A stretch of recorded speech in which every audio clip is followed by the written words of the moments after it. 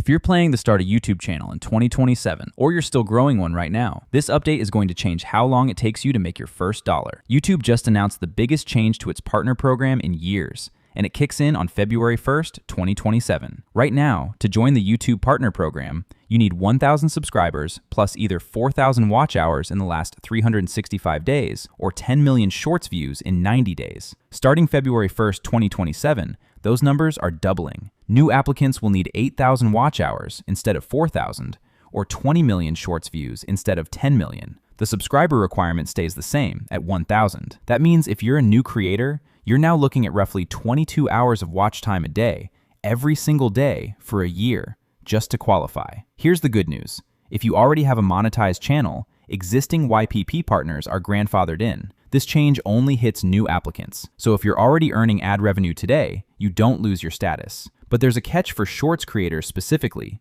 even existing partners. From February 2027, to keep earning ad and subscription revenue from shorts, you'll need to maintain 10 million qualified shorts views on a rolling 90-day basis. Drop below that, and your shorts earnings pause, though you stay in the program and keep earning from long-form content. Cross the threshold again, and shorts revenue resumes. The lower entry tier is untouched. You can still access fan funding and YouTube shopping features at 500 subscribers, 3 uploads in 90 days, and either 3,000 watch hours or 3 million shorts views. So the early monetization ladder, memberships, super thanks, shopping, stays exactly where it was. YouTube is also expanding Premium Lite to every country where Premium is available, and 60% of Premium Lite's net subscription revenue goes into the creator pool, split by watch time and views. So there's a new revenue stream opening up, even as the entry bar rises. Why is YouTube doing this?